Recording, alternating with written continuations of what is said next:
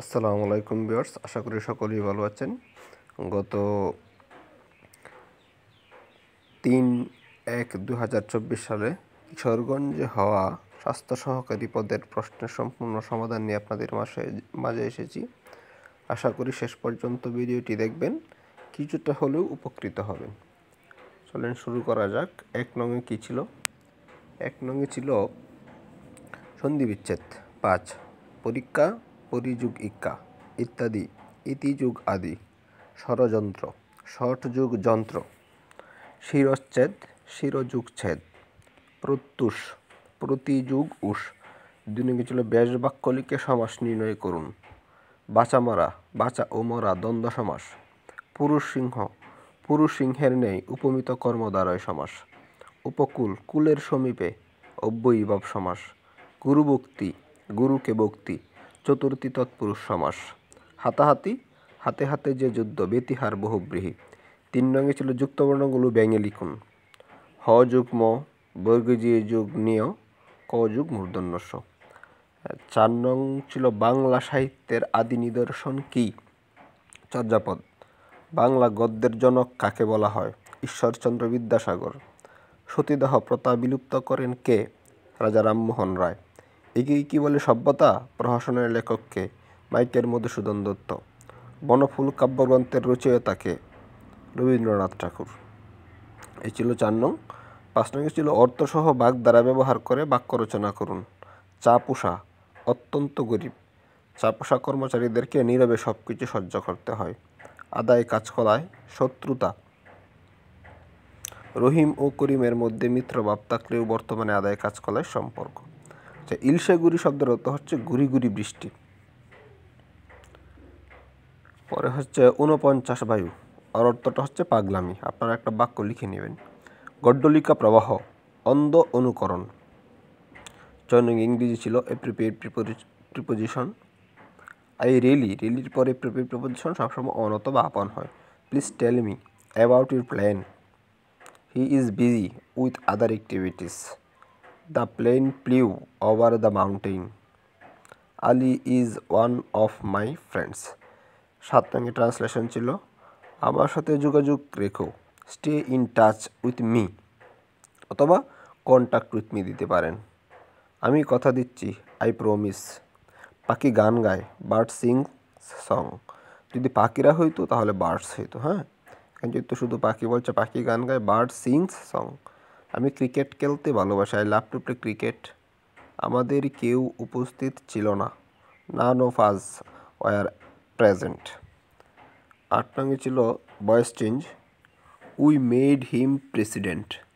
He was made president by us. Do not tell a lie, let not a lie be told. The cat chased the mouse. The mouse was chased by the cat. Who wrote the speech? By home the speech was written.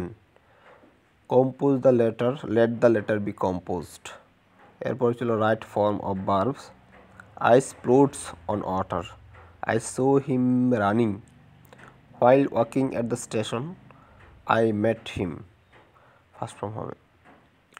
One of the mangoes is rotten. You had better go. গোই থাকবে। একটা paragraph ছিল, বেসিনিয়েশন সম্পর্কে একটা paragraph ছিল ১৫০ ওয়ার্ডের।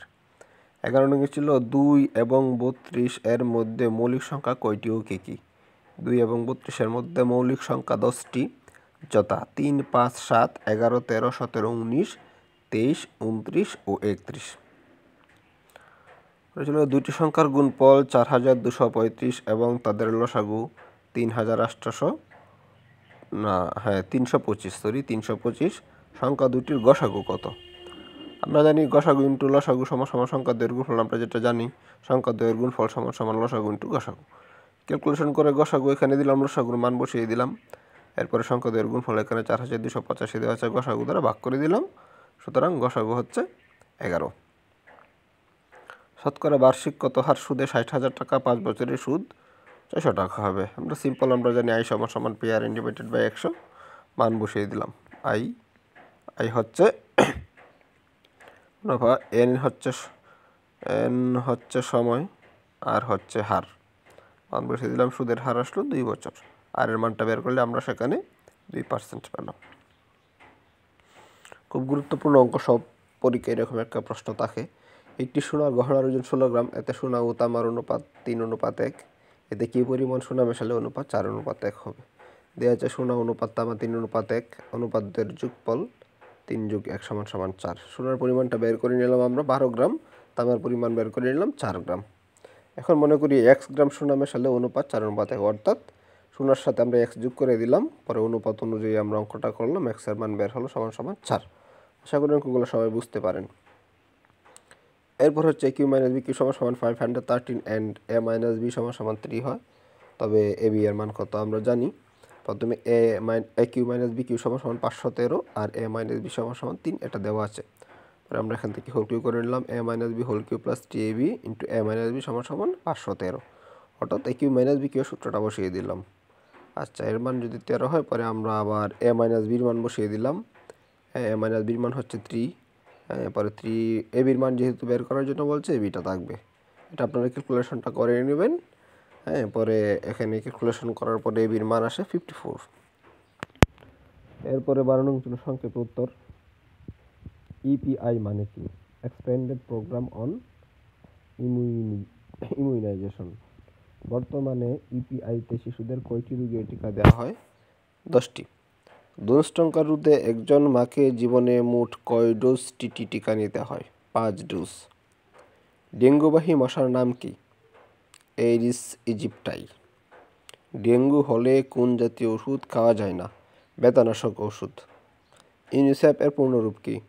United Nations international children's emergency fund. এরপরে একটা গুরুত্বপূর্ণ প্রশ্ন ছিল জেনজেট কি এবং কারা। জেনজেট হচ্ছে জেনারেশন জেড। কাদের এটা? 1997 থেকে 2012 সালের মধ্যে যারা জন্মগ্রহণ করেছেন তারাই জেনজেট। আপনি কি জেনজেটে পড়েন কিনা সেটা কমেন্টস বক্সে জানিয়ে যাবেন। আমি জেনজেট। 11 সিন্ধুর দুর্গ কার ঘাঁটি ছিল? ইশাকা। হাজী শরীয়তুল্লাহ আন্দোলনের নাম কি ছিল? ফরেজি আন্দোলন। UHNFPO এর পূর্ণরূপ কি? উপজেলা হেলথ, আর হচ্ছে ফ্যামিলি প্ল্যানিং অফিসার।